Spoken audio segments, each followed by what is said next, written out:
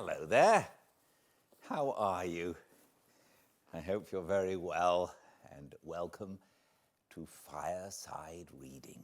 We read old books in front of the fire, kind of like they did in the old days. And we're currently nearing the end of what has been a very exciting Pride and Prejudice, written by Jane Austen over 200 years ago. And we're getting to a few chapters that are just as exciting as the ones before it have been. We still haven't reached the time when our hero and heroine get together. But we'll see what happens today. If you miss anything, please go to the YouTube channel Fireside Reading, and all the chapters are put up there. If you'd like to tell friends about it that you think might enjoy it, might find some companionship and enjoy the entertainment, that would be wonderful. I would very much appreciate that. But without further ado, welcome to a Fireside Reading of Pride and Prejudice by Jane Austen, chapter 54. As soon as they were gone, Elizabeth walked out to recover her spirits, or, in other words, to dwell without interruption on those subjects that must deaden them more. Mr. Darcy's behaviour astonished and vexed her. "Why, if he came only to be silent, grave, and indifferent," said she, "did he come at all?" She could settle it in no way that gave her pleasure. "He could be still amiable, still pleasing to my uncle and aunt when he was in town, and why not to me? If he fears me, why come hither? If he no longer cares for me, why silent? Teasing man! I will think no more about him." Her resolution was, for a short time, involuntarily kept by the approach of her sister, who joined her with a cheerful look which showed her better satisfied with her visitors than Elizabeth. "Now," said she, "that this first meeting is over, I feel perfectly easy. I know my own strength, and I shall never be embarrassed again by his coming. I am glad he dines here on Tuesday. It will then be publicly seen that on both sides we meet only as common and indifferent acquaintances." "Yes, very indifferent indeed," said Elizabeth laughingly. "Oh, Jane, take care." "My dear Lizzie, you cannot think me so weak as to be in danger now." "I think you are in very great danger of making him as much in love with you as ever." They did not see the gentleman again till Tuesday, and Mrs. Bennet, in the meanwhile, was giving way to all the happy schemes which the good humour and common politeness of Bingley in half an hour's visit had revived. On Tuesday there was a large party assembled at Longbourn, and the two who were most anxiously expected, to the credit of their punctuality as sportsmen, were in very good time. When they repaired to the dining-room, Elizabeth eagerly watched to see whether Bingley would take the place which, in all their former parties, had belonged to him by her sister. Her prudent mother, occupied by the same ideas, forbore to invite him to sit by herself. On entering the room, he seemed to hesitate, but Jane happened to look round and happened to smile. It was decided. He placed himself by her. Elizabeth, with a triumphant sensation, looked towards his friend. He bore it with noble indifference, and she would have imagined that Bingley had received his sanction to be happy, had she not seen his eyes likewise turned towards Mr. Darcy with an expression of half-laughing alarm. His behaviour to her sister was such during dinner-time as showed an admiration of her which, though more guarded than formerly, persuaded Elizabeth that, if left wholly to himself, Jane's happiness, and his own, would be speedily secured. Though she dared not depend upon the consequence, she yet received pleasure from observing his behaviour. It gave her all the animation that her spirits could boast, for she was in no cheerful humour. Mr. Darcy was almost as far from her as the table could divide them. He was on one side of her mother. She knew how little such a situation would give pleasure to either, or make either appear to advantage. She was not near enough to hear any of their discourse, but she could see how seldom they spoke to each other, and how formal and cold was their manner whenever they did. Her mother's ungraciousness made the sense of what they owed him more painful to Elizabeth's mind, and she would at times have given anything to be privileged to tell him that his kindness was neither unknown or unfelt by the whole of the family. She was in hopes that the evening would afford some opportunity of bringing them together, that the whole of the visit would not pass away without enabling them to enter into something more of conversation than the mere ceremonious salutation attending his entrance. Anxious and uneasy, the period which passed in the drawing-room before the gentleman came was wearisome and dull to a degree that almost made her uncivil. She looked forward to their entrance as the point on which all her chance of pleasure for the evening must depend. "If he does not come to me then," said she, "I shall give up forever." The gentleman came, and she thought he looked as if he would have answered her hopes. But alas, the ladies had crowded round the table where Miss Bennet was making tea and Elizabeth pouring out the coffee in so close a confederacy that there was not a single vacancy near her which would admit of a chair. And on the gentleman's approaching, one of the girls moved closer to her than ever and said in a whisper, "The men shan't come and part us. I am determined. We want none of them, do we?" Darcy had walked away to another part of the room. She followed him with her eyes, envied everyone to whom he spoke, had scarcely patience enough to help anybody to coffee, and then was enraged against herself for being so silly. A man who has once been refused, how could I ever be foolish enough to expect a renewal of his love?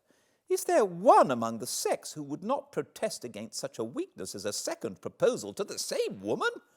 There is no indignity so abhorrent to their feelings. She was a little revived, however, by his bringing back his coffee cup himself, and she seized the opportunity of saying, "Is your sister at Pemberley still?" "Yes, she will remain there till Christmas." "And quite alone? Have all her friends left her?" "Mrs. Annesley is with her. The others have been gone on to Scarborough these 3 weeks. She could think of nothing more to say. But if he wished to converse with her, he might have better success. He stood by her, however, for some minutes, in silence. And at last, on the young lady's whispering to Elizabeth again, he walked away.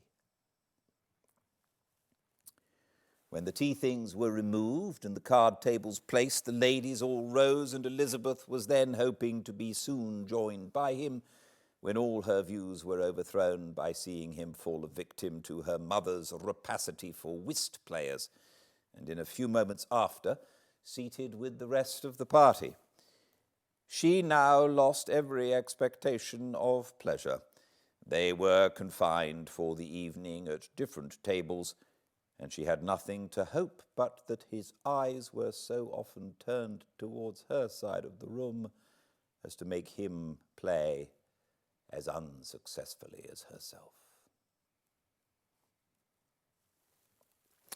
Mrs. Bennet had designed to keep the 2 Netherfield gentlemen to supper, but their carriage was unluckily ordered before any of the others, and she had no opportunity of detaining them. "Well, girls," said she, as soon as they were left to themselves, "what say you to the day? I think everything has passed off uncommonly well, I assure you. The dinner was as well dressed as any I ever saw. The venison was roasted to a turn, and everybody said they never saw so fat a haunch. The soup was 50 times better than what we had at the Lucases last week, and even Mr. Darcy acknowledged that the partridges were remarkably well done. And I suppose he has 2 or 3 French cooks at least. And, my dear Jane, I never saw you look in greater beauty. Mrs. Long said so too, for I asked her whether you did not. And what do you think she said besides? Ah, Mrs. Bennet, we shall have her at Netherfield at last. She did indeed. I do think Mrs. Long is as good a creature as ever lived. And her nieces are very pretty behaved girls, and not at all handsome. I like them prodigiously.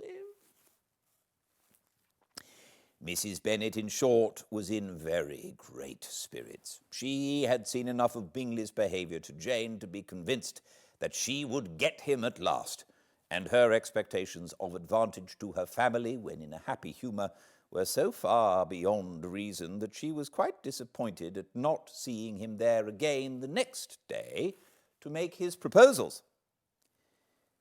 "It has been a very agreeable day," said Miss Bennet to Elizabeth. "The party seemed so well selected, so suitable, one with the other. I hope we may often meet again." Elizabeth smiled. "Lizzie, you must not do so. You must not suspect me. It mortifies me. I assure you that I have now learnt to enjoy his conversation as an agreeable and sensible young man, without having a wish beyond it. I am perfectly satisfied from what his manners now are that he never had any design of engaging my affection. It is only that he is blessed with greater sweetness of address and a stronger desire of generally pleasing than any other man." "You are very cruel," said her sister. "You will not let me smile, and are provoking me to it every moment." "How hard it is in some cases to be believed." "And how impossible in others." "But why should you wish to persuade me that I feel more than I acknowledge?" "That is a question which I hardly know to answer. We all love to instruct, though we can only teach what is not worth knowing. Forgive me, and if you persist in indifference, do not make me your confidant." Chapter 55. A few days after this visit, Mr. Bingley called again and alone. His friend had left him that morning for London, but was to return home in 10 days' time. He sat with them above an hour and was in remarkably good spirits. Mrs. Bennet invited him to dine with them, but with many expressions of concern he confessed himself engaged elsewhere. "Next time you call," said she, "I hope we shall be more lucky." He should be particularly happy at any time, etc., etc., and if she would give him leave, would take an early opportunity of waiting on them. "Can you come tomorrow?" Yes, he had no engagement at all for tomorrow, and her invitation was accepted with alacrity. He came, and in such very good time that the ladies were none of them dressed. In ran Mrs. Bennet to her daughter's room in her dressing gown, and with her hair half finished, crying out, "My dear Jane, make haste and hurry down. He has come. Mr. Bingley is come. He is indeed. Make haste, make haste. Here, Sarah, come to Miss Bennet this moment and help her on with her gown. Never mind Miss Lizzie's hair." "We will be down as soon as we can," said Jane, "but I dare say Kitty is forwarder than either of us, for she went upstairs half an hour ago." "Oh, hang Kitty! What has she to do with it? Come, be quick, be quick! Where is your sash, my dear?" But when her mother was gone, Jane would not be prevailed on to go down with one of her sisters. The same anxiety to get them by themselves was visible again in the evening. After tea, Mr. Bennet retired to the library, as was his custom, and Mary went upstairs to her instrument, 2 obstacles of the 5 being thus removed. Mrs. Bennet sat looking and winking at Elizabeth and Catherine for a considerable time, without making any impression on them. Elizabeth would not observe her, and when at last Kitty did, she very innocently said, "What is the matter, mamma? What do you keep winking at me for? What am I to do?" "Nothing, child, nothing. I did not wink at you." She then sat still 5 minutes longer, but unable to waste such a precious occasion, she suddenly got up, and saying to Kitty, "Come here, my love, I want to speak to you," took her out of the room. Jane instantly gave a look to Elizabeth which spoke her distress at such premeditation, and her entreaty that she would not give in to it. In a few minutes, Mrs. Bennet half opened the door and called out, "Lizzie, my dear, I want to speak with you." Elizabeth was forced to go. "We may as well leave them by themselves, you know," said her mother as soon as she was in the hall. "Kitty and I are going to go upstairs to sit in my dressing room." Elizabeth made no attempts to reason with her mother, but remained quietly in the hall till she and Kitty were out of sight, then returned into the drawing room. Mrs. Bennet's schemes for this day were ineffectual. Bingley was everything that was charming except the professed lover of her daughter. His ease and cheerfulness rendered him a most agreeable addition to their evening party, and he bore with the ill-judged officiousness of the mother and heard all her silly remarks with a forbearance and command of countenance particularly grateful to the daughter. He scarcely needed an invitation to stay supper, and before he went away, an engagement was formed, chiefly through his own and Mrs. Bennet's means, for his coming next morning to shoot with her husband. After this day, Jane said no more of her indifference. Not a word passed between the sisters concerning Bingley, but Elizabeth went to bed in the happy belief that all must speedily be concluded, unless Mr. Darcy returned within the stated time. Seriously, however, she felt tolerably persuaded that all this must have taken place with that gentleman's concurrence. Bingley was punctual to his appointment, and he and Mr. Bennet spent the morning together, as had been agreed on. The latter was much more agreeable than his companion expected. There was nothing of presumption or folly in Bingley that could provoke his ridicule or disgust him into silence, and he was more communicative and less eccentric than the other had ever seen him. Bingley, of course, returned with him to dinner, and in the evening Mrs. Bennet's invention was again at work to get everybody away from him and her daughter. Elizabeth, who had a letter to write, went into the breakfast-room for that purpose soon after tea, for as the others were all going to sit down to cards, she could not be wanted to counteract her mother's schemes. But on returning to the drawing-room, when her letter was finished, she saw, to her infinite surprise, there was reason to fear that her mother had been too ingenious for her. On opening the door, she perceived her sister and Bingley standing together over the hearth, as if engaged in earnest conversation, and had this led to no suspicion, the faces of both, as they hastily turned round and moved away from each other, would have told it. Their situation was awkward enough, but hers, she thought, was still worse. Not a syllable was uttered by either, and Elizabeth was on the point of going away again, when Bingley, who as well as the other had sat down, suddenly rose, and whispering a few words to her sister, ran out of the room. Jane could have no reserves from Elizabeth where confidence would give pleasure, and instantly embracing her, acknowledged with the liveliest emotion that she was the happiest creature in the world. "'Tis too much," she added, "by far too much. I do not deserve it. Oh, why is not everybody as happy?"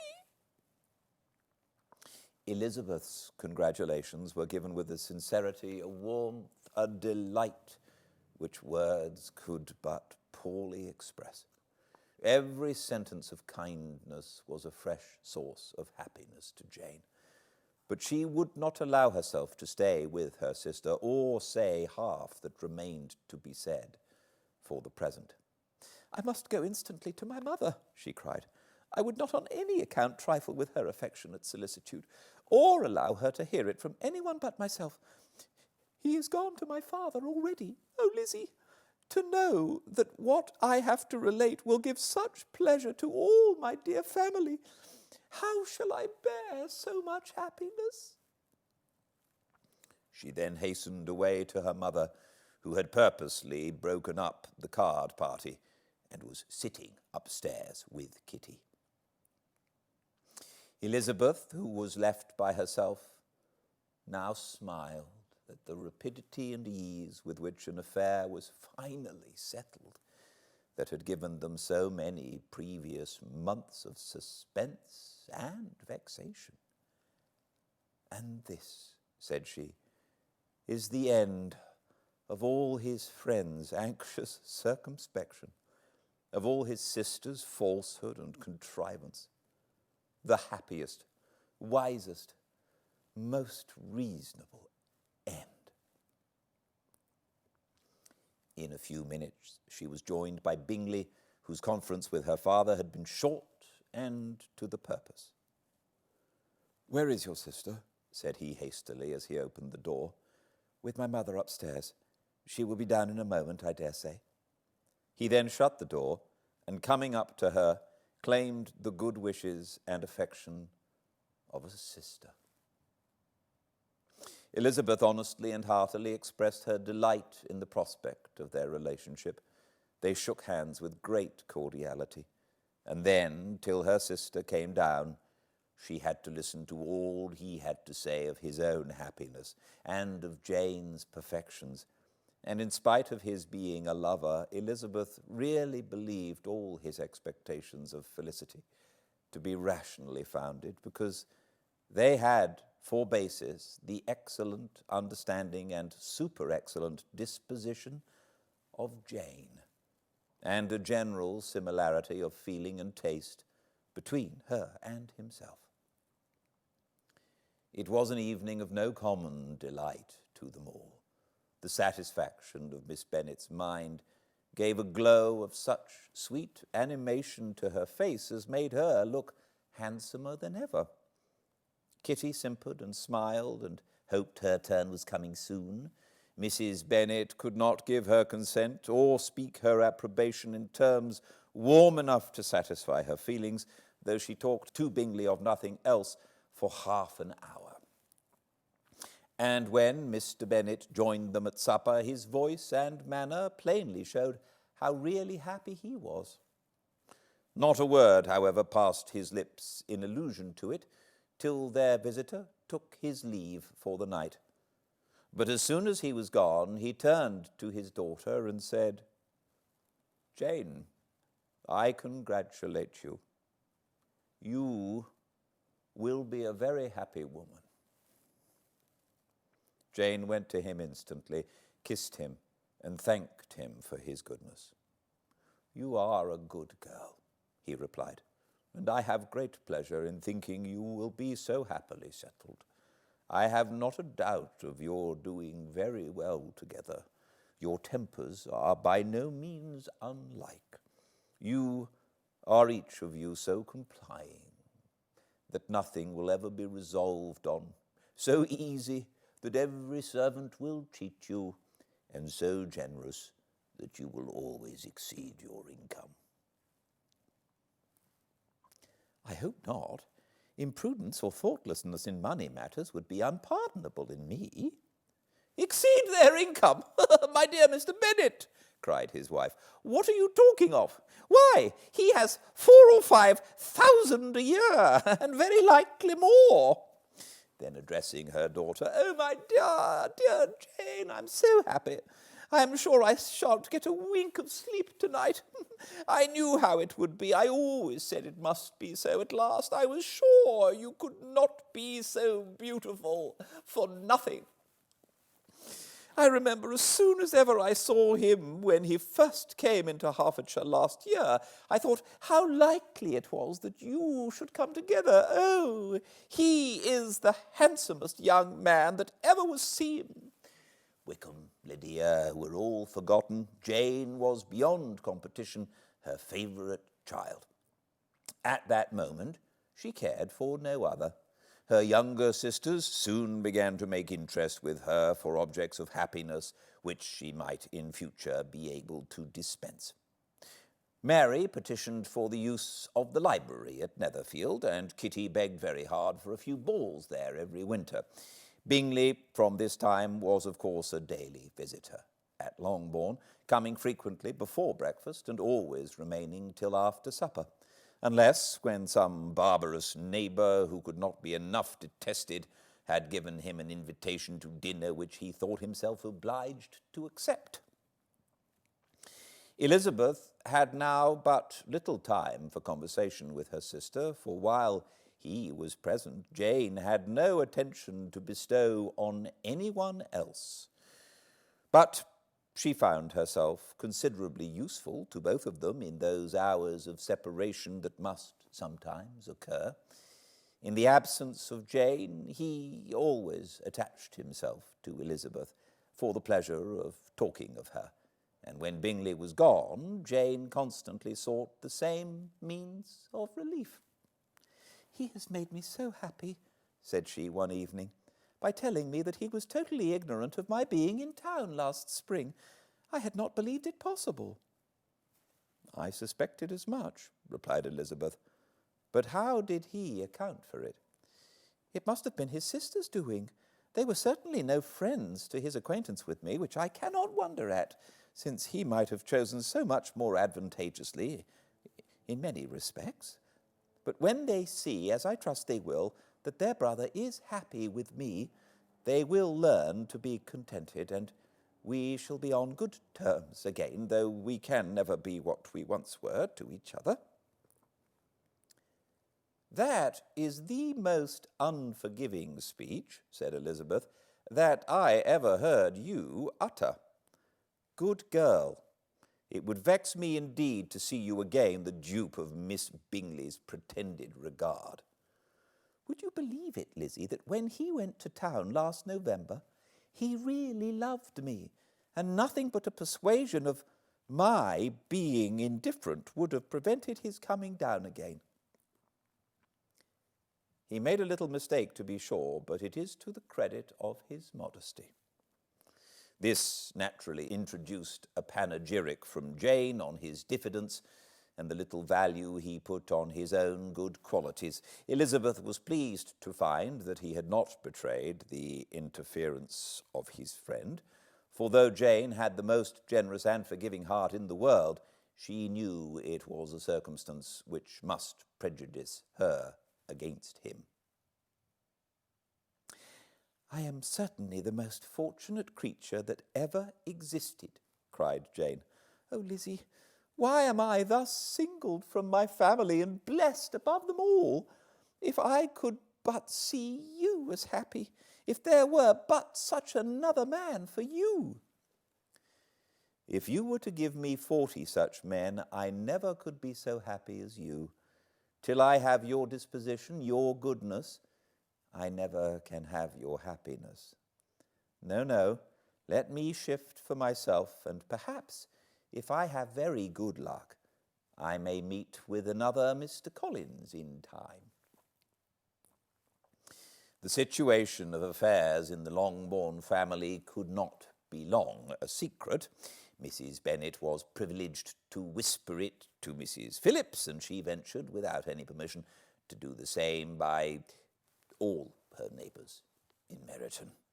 The Bennets were speedily pronounced to be the luckiest family in the world, though only a few weeks before when Lydia had first run away, they had been generally proved to be marked out for misfortune. Thank you so much for joining me, and I very much look forward to seeing you all tomorrow, same time and place, 5 Pacific, at Fireside Reading on Instagram. And if you miss anything, please go to the YouTube channel Fireside Reading, where all the chapters are uploaded. And if you would like, please subscribe and like and comment. I would greatly appreciate it. Until I see you next, please be very well. Good night.